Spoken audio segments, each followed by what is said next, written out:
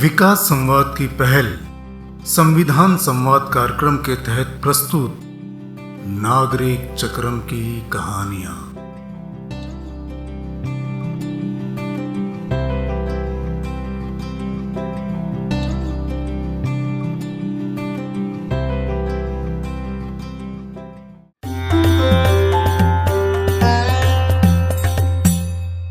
इस बार सोच विचार हो रहा था कि थोड़े दिन बाहर कहीं जाया जाए। गर्मियों में घर से कोई भी बाहर जाना नहीं चाहता था।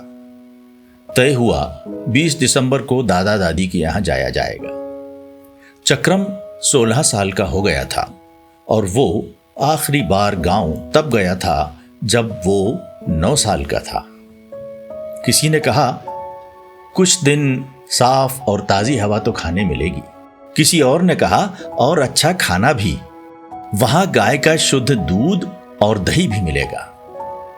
इसी तरह और भी बातें गांव के बारे में। सुनिए नागरिक चक्रम की इस कहानी में। जो लोग गांव से कुछ दिनों के लिए निकल आते हैं वे धीरे धीरे गांव से पूरे निकल आते हैं। फिर जब वापस जाने का मौका आता है तब वे शहरी यात्री या पर्यटक होते हैं।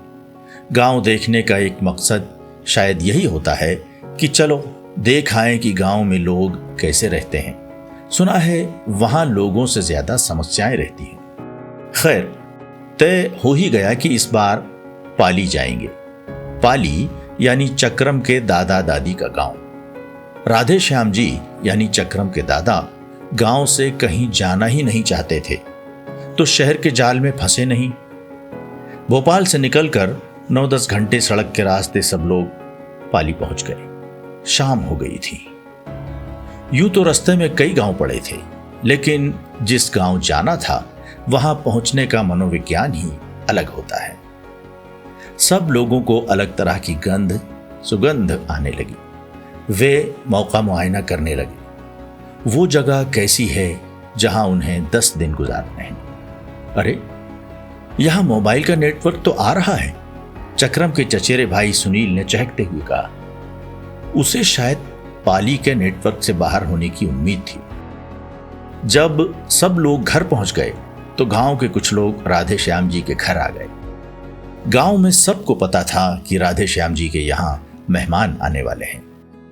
गांव के जो लोग आए थे उनमें से आंगन में कुछ खाट पर बैठे, कुछ कुर्सियों पर और कुछ अपना गमछा जमीन पर बिछाकर बैठ गए थे। यह बस बैठक व्यवस्था नहीं थी, यह सामाजिक व्यवस्था थी।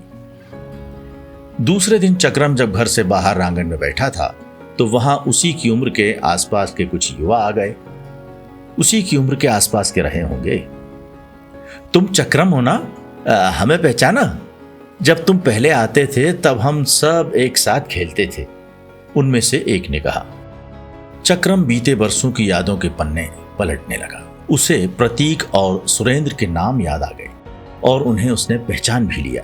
बाकी राकेश, धर्मेंद्र, सूरज और राजीव ने खुद का परिचय दिया। वे लोग आपस में बातचीत करने लगे। तुम लोग कहाँ जा रहे हो?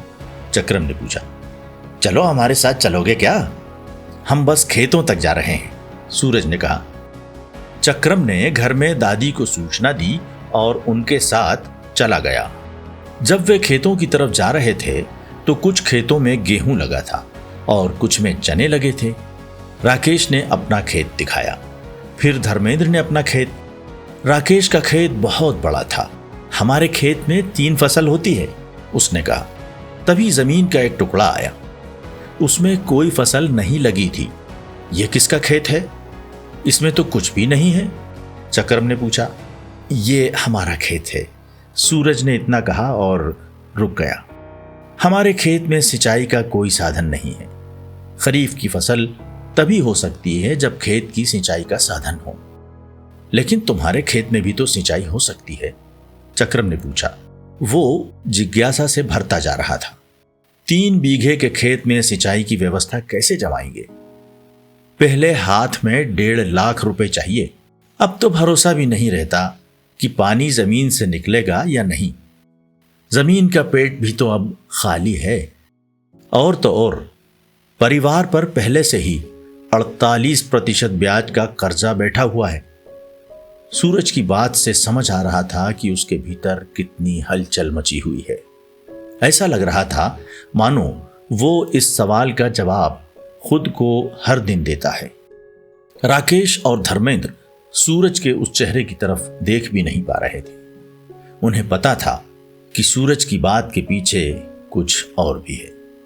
वास्तव में उसके जातीय समुदाय को अपने पैरों पर नहीं बल्कि बड़े लोगों की दया की बैसाखी पर खड़े होने की मजबूरी थी।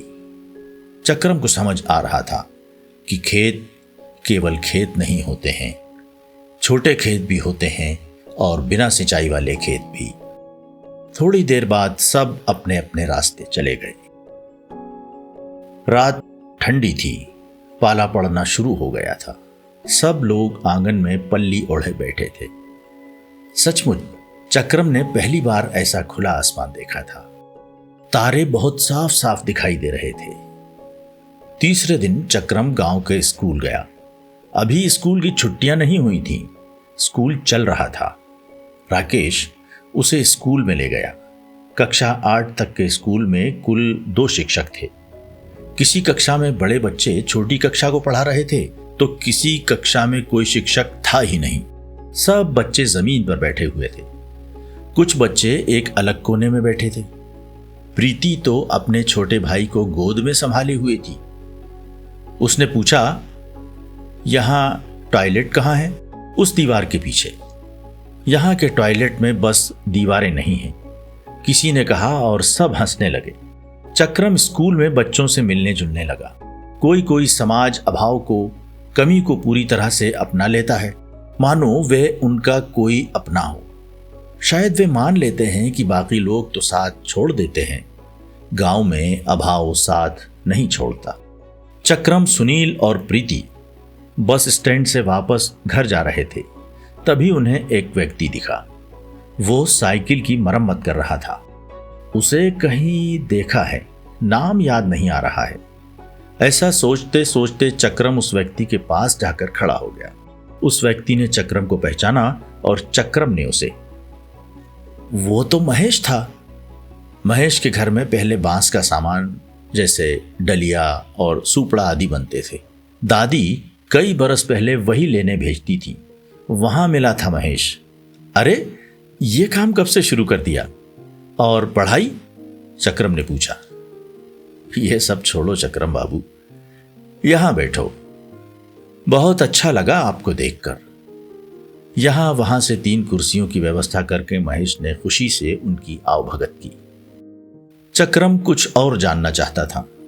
आखिर में महेश ने कहा, अब डलिया और सुपड़ा कोई लेता नहीं है। जमीन तो पहले से ही नहीं थी। साल भर की व्यवस्था जमाने के लिए जो कर्जा लिया था वो 8 साल से चुका रहे हैं, चुकता ही नहीं है। अब ये टपरी चलाता हूं और दीवान जी के वेयर हाउस में काम करता हूं और रात में बड़े किसानों के खेतों की देखरेख करता हूं, ब्याज चुकाकर। तब घर का खर्चा निकलता है। चक्रम का सारा गणित बिखर गया था। वो सोच रहा था, एक बार के कर्ज का ब्याज कितना होता है? एक साल में कितने दिन होते हैं? एक दिन में कितने घंटे होते हैं? एक आदमी की कितनी क्षमता होती है? चलो छोड़ो, इन बातों का तो कोई ठौर ठिकाना नहीं है। ये सब रोज की कहानी है। आप कैसे हो? सूरज ने बात को दूसरी दिशा दी। चक्रम बाबू, कुर्सियों की व्यवस्था, आपका संबोधन महेश को व्यवस्था ने बदल दिया था। चौथे दिन चक्रम महेश के साथ लंबी पैदल यात्रा पर निकल गया। चक्रम उसके बारे में और जानना चाहता था। महेश ने उसे बताया, बाबा चौधरी जी के यहाँ काम करते हैं 26 साल से। जो ज़रूरत होती है मांग लेते हैं। कभी ये तय नहीं हुआ कि उन्हें कितनी मजदूरी या तनख्वाह मिलेगी। एक बार मैंने ही उनसे बात करके हिसाब लगाया था तो पता चला कि सुबह से रात तक चौधरी जी की चाकरी से बाबा को 150 रुपये मिलते हैं। मैंने उनसे कहा कि वो ज़्यादा मजदूरी मांगे तो बाबा ने कहा, अरे इतने साल से वो ही तो पाल रहे हैं, उनसे तकाजा करना अच्छा नहीं लगता। जैसे अब तक निकली है आगे भी निकल जाएगी। पाल रहे हैं मतलब? चक्रम ने पूछा। मतलब चौधरी जी की मेहरबानी से ही हमें खाना पानी मिलता है, महेश ने कहा। जमीन ना होना ही गुलामी है। भूमिहीनों के न तो हाथ अपने होते हैं, न कंधे और न पैर, बस पेट अपना होता है। हाथ, कंधे और पैर तो बड़े लोग ले लेते हैं, पेट हमारे पास छोड़ देते हैं। कहीं बहुत गहराई से निकली महेश की बात। रास्ते में गांव का कुआं पड़ा। चक्रम की इच्छा हुई उसकी मुंडेर पर जाने की। वह उसी तरफ बढ़ा, लेकिन महेश रुक गया। चलना, क्या हुआ? मुझे कुआं देखना है, चक्रम ने कहा। हाँ, कुआं अच्छा है, तुम जाकर देखो, मैं आगे मिलता हूं, महेश ने कहा। अरे चलना, बस 2 मिनट रुकेंगे, चक्रम ने जोर डाला। नहीं, मैं कुएं पर नहीं जा सकता, महेश ने कहा। चक्रम के लिए पाली की यात्रा घूमने वाली यात्रा नहीं रह गई थी, यह सामाजिक अध्ययन की यात्रा बन गई थी। उसने देश के बारे में स्कूल की किताबों में जो पढ़ा था, उनसे बिल्कुल अलग पाठ इन 10 दिनों में पढ़ने मिल गए थे। अपनी एक अलग ही यात्रा से गुजरकर चक्रम वापस भोपाल आ गया। उसने 2 काम किए। पहला, अपनी यात्रा की कहानी लिखने का। चक्रम की शिक्षिका मेरी अनुभूति मेरा निर्णय कक्षा चलाती हैं। चक्रम ने उन्हें इस बार की कक्षा में पाली यात्रा की कहानी सुनाई। उसने कहा, जब ये कहा जाता है कि गांव में खेती होती है, तब ये नहीं बताया जाता है कि सबके पास खेत नहीं होते हैं, और अगर खेत होते हैं तो उनमें सिंचाई नहीं होती। गांव में ताज़ा खाना मिलता है, लेकिन कईयों को भरपेट खाना नहीं मिलता, और मिलता भी है तो बासा। गांव में खुली हवा, खुला आसमान होता है, लेकिन सबको खुली हवा, खिली धूप और आसमान नहीं मिलता। मैंने ये तो समझ लिया है कि अगर मैं खुद गांव नहीं जाता, खेतों को नहीं देखता, महेश, राकेश और धर्मेंद्र से बातचीत नहीं करता, तो मैं यह सब कुछ जान नहीं पाता। कक्षा उसकी बात को मन से सुन रही थी। क्या तुमने कोई निर्णय लिया है? उसकी दोस्त सुनिधि ने पूछा। चक्रम कुछ पल मौन रहा, फिर उसने कहा, हाँ, मैंने कुछ सोचा तो है। मैं अपने गांव, देश और समाज के बारे में और जानूंगा, समझूंगा, और कुछ ऐसा करने की कोशिश करूंगा जिससे गांव का समाज भी उतना ही खुला और हवादार हो जितना वहां के आसमान और खेत होते हैं। मैं लोगों के और गांव के और करीब जाऊंगा।